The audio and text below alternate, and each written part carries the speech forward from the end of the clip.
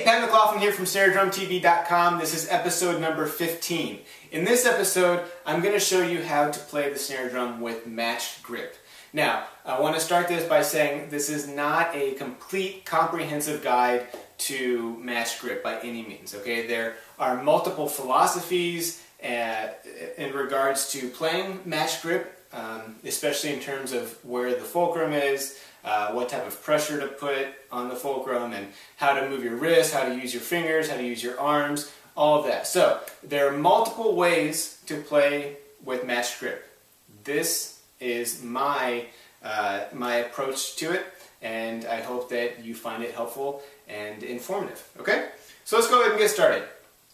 When I play with matched grip, I have a very fundamental foundation that I like to base everything else off of. Okay, I think of this foundation as my tool belt. Okay, because when you think about it, if a construction worker or a carpenter or a plumber or someone goes to a job, they're going to have their tool belt, and their tool belt is going to hold many different tools, because you can't go to every single job with one tool and expect to get the job done, right? Different jobs call for different tools. Well, I think drumming is the same way, and our technique is the same way. We need to use and utilize different tools for different jobs. So I use a slightly different technique when I play, say, a fast roll than I do a slow open stroke roll. Okay? The example being, when I play a fast double stroke roll, I'm using a little bit more of the fulcrum,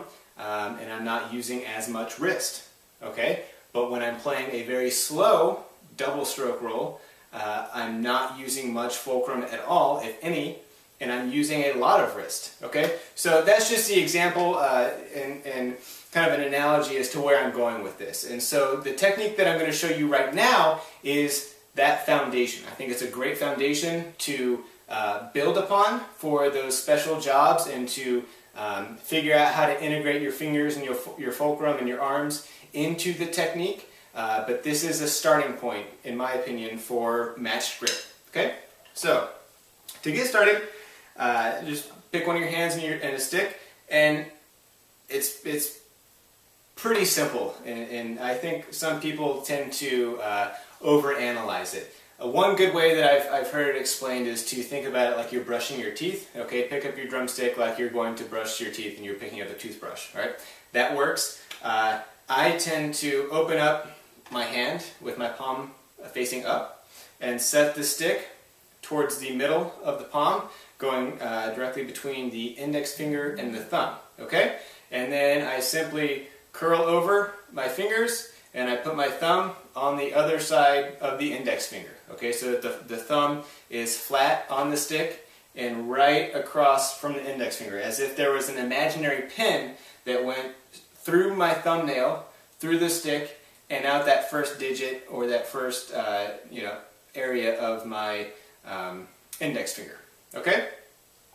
So, other than that, that's basically how I hold the stick. I try to evenly distribute the pressure throughout all the fingers. I don't put a lot of stock in always having this fulcrum here. While I do for faster tempos and rolls and things like that, then yeah, I'll go to just the two-finger fulcrum.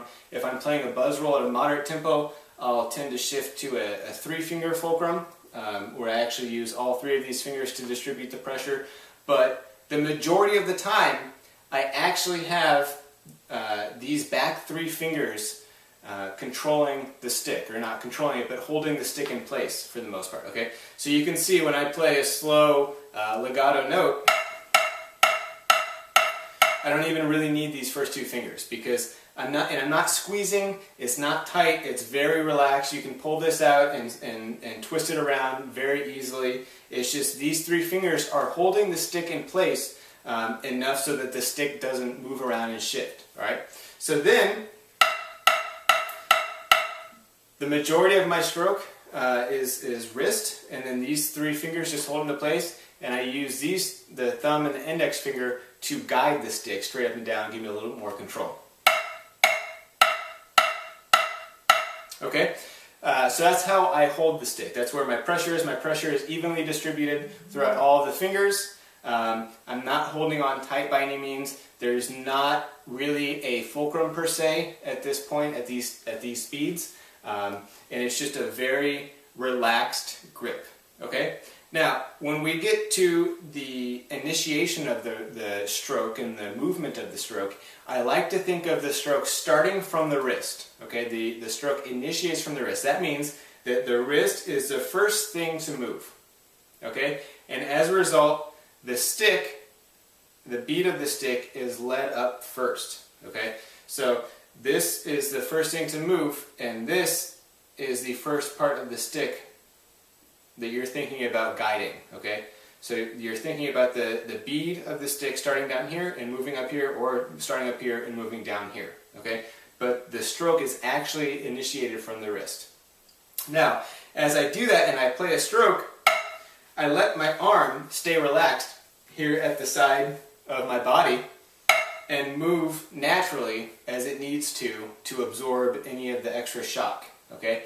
So as I'm going here, you'll see the stroke is starting here, but my arm is moving just a little bit. But it's important to note that I'm not starting the stroke from my arm, right? I'm not hinging from the elbow like this. It's not this type of motion. And I'm not doing a molar stroke right now, where I'm starting from the shoulder and whipping it all the way down. Okay? Instead, starting from the wrist and allowing the arm to move naturally afterwards to move any of the shock. Okay, so that's really it. There's not a whole lot more to it than that. It's just a matter of staying relaxed, but staying in control. And obviously your other hand is just a mirror image in match grip of what your, what hand you picked up the stick first with. Okay, so like I said, that's really about it. I like to start when I'm playing some exercises that are one height or have a lot of rebound to them. I like to start with my sticks up so that I always get in the habit of starting and stopping the stick in the same position, so that I am always concentrating on the rebound, because the rebound is a very important and crucial part of what we do. It makes our jobs a lot easier. If we resist and fight the rebound, it makes our jobs a lot harder. So whenever I'm playing something slow especially, I always like to start and stop up here versus down here and then lifting. Although there's nothing wrong with that, just my opinion, I like starting up here. Okay? So that's really about it. You want to make sure that your arms don't come too far, your wrists don't come too far in towards the midline of your body, because when that happens, if you have your elbow out here and your wrist in here, you cause all these tendons and nerves in here to bend quite a bit, and when you try to play on that for too long, it can cause some tendonitis problems, or just some soreness and swelling. So what I like to do is think about keeping this more or less in straight line, the wrist and the elbow in a straight line with one another. From time to time my wrist does come in just a little bit, and that's been fine. I haven't had any problems, no tendonitis or anything. So I think a little bit of give is okay, but more or less it's a good idea just to use that as a gauge. Try to keep it closer to that straight line as opposed to this diagonal line, putting a kink in your wrist. Okay? So that's really about it for the match grip foundation. Obviously we can get into using the fingers and fulcrum at faster tempos in a little bit, and even using the molar technique for faster accents and such. Because those are all aspects of match grip that I definitely utilize, but like I said, this is my foundation. This is where I'm playing the majority of the time with slow and moderately fast tempos. Okay? If you have any questions on this, please let me know. Send me a message. I'd be happy to answer any questions that you have. And if you liked this video, if you thought it was helpful, and you want to send it to a student or just another drummer friend of yours, please do that. Whether you share it on Twitter, on Facebook, send it an email, whatever you need to do, I would really appreciate if you pass this video along to someone else who you think would enjoy it as well. So, thanks again for watching. And I will see you next time on Snare Drum TV.